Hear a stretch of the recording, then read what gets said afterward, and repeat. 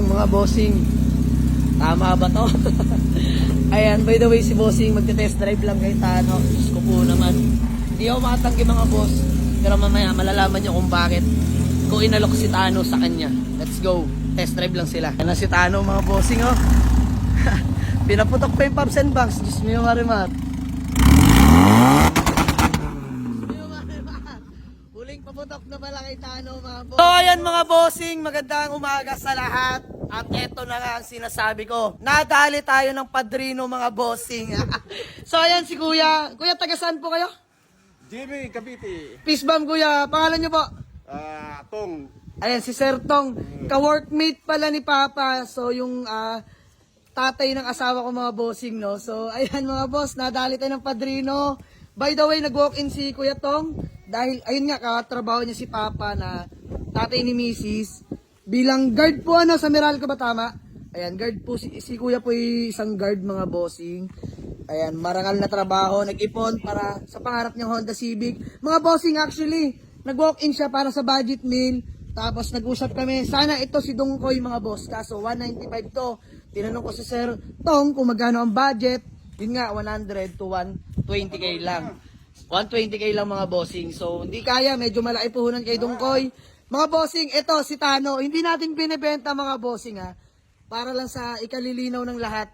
Nakatago lang yan dyan mga boss, dyan sa garahe. Dito kami sa may hood namin mga boss, di na natin papangalanan. So ayan, dinala ko si Kuya Tong dito dahil ayan, bilang tulong na lang din naman dahil katrabaho ni Papa. Binigyan natin siya ng pangarap niyang sasakyan mga boss. At Honda Civic naman si Tano. Mga bossing, nagka-deal kami, magkano Kuya Tong? 125. 125. Sige, 125. Peace bomb. Pero mga boss, tulong ko sa kanya dyan. Sa 125, kasama na repaint, tsaka pang rehistro mga boss. Ayan. Kung susumain mga boss, halos wala nang kikitain pero hindi na para tumingin tayo doon mga bossing. Bilang tanaw na lang, ng paikisama, no? Bilang katrabaho ni Papa. So, tulong na lang mga boss. Ang pera kikitain pa mga bossing pero ang paikisama, tiwala, mahirap natin mahanap yan. Ayan, good deal namin. Gawa lang kami acknowledgement letter pero bago ko i-release sa kanya yan, papa-wash over muna natin tapos paparehistro na natin bukas mga bossing. So, ayan. Ketong, congrats sa bagong kotse mo. Maraming salamat. So, ayan. Ketong, ba may gusto ka lang batiin o shout out? Shout out kay, kay kapatid ko, si Galvez. Iyon Papa. So ayun mga bossing, shoutout pala kay Papa Roel Garbes. Ayan, tatay ni Mrs. So, magkatrabaho sila, magka-duty sila mga bossing, guard ng Meralco, no? Asan po pala yung na-duty? Sa Muntinlupa. Ayan, Muntinlupa mga bossing. Pero si Sir Tong, taga GMA lang mga boss. So, ayan, good deal namin mga bossing. Gawa namin kasulatan. Na-test drive na rin nila. Tsaka wala mapupula kay Tano mga boss, bukod lang sa paint. Original paint. Usapan lang namin. Ilamos, rehistro, tapos yung side exit. Balik lang natin sa stock dahil medyo natatakot si bossing, no? So, ayun lang naman mga bossing. Gatong, thank you so much ha. Bale, nag-down lang muna siya ng 100k. Pagkatapos na lang yung 25k na balance mga bossing. So, ayan, lilipat lang natin yung pops and bangs ni Tano kay Kidlat dahil usapan naman namin yun. Balik natin sa stock si Tano mga boss. From headers hanggang muffler mga bossing. Balik natin. Boss, biyahe na kami. Dala namin si Tano, no?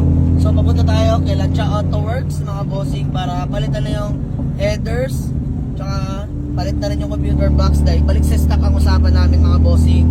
So, papakita ko na rin sa inyo mga bossing Kidlat dahil buo na maandar na mga bossing. So, ayan, gamit natin si Tano. Dito tayo dumaan sa may Vermosa mga bossing.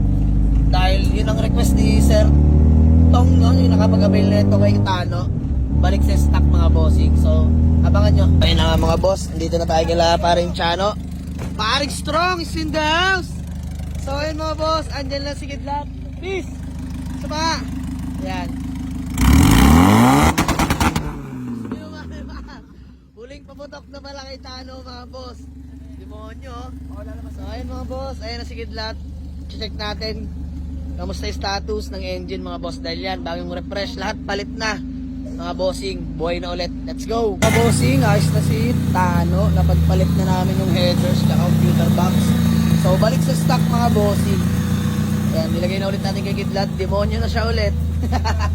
Mga bossing, ayan o, Smeo Marimar, mamaya sound check natin to. Paring David. Ayan mga boss, naka-side exit na ulit si Kidlat, mga bossing. So ayan, si Tano po, repaint na lang tsaka paparehistro natin mga bossing, no? Bago natin i-release kay Sir Tong ng GMA Cavite. So ganito na lang muna mga boss, maraming salamat. Let's go. Uwi na kami, balik na ng garahe. Wow! Skab-skab pa rin naman. Si Tano mga bossing. Oh, parang pinokners. Nagbabalik. So, ayan mga boss. Hanggang dito na lang muna mga boss. Maraming salamat.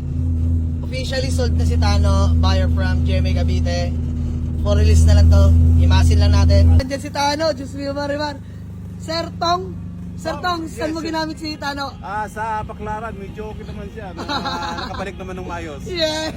Mga boss, actually, papipinturahan niya nga ito. Papipinturahan niya nga ito sa akin. Pero kasi, kahapon lang kami nagka-deal, sabi niya, boss, diyan ba pwede kong gamitin dahil mamamalengke lang sa Baklaran. All goods! Long drive tested talaga si Tano, mga boss. Di nyo pagkakaila. Solid to. So, ayan sa Sir Tong. Ibabalik niya na ulit sa atin dahil pawasimula ko ng pahilamusan to mga bossing. So, ayan. Nag-update lang mga bossing. Maraming salamat. Let's go.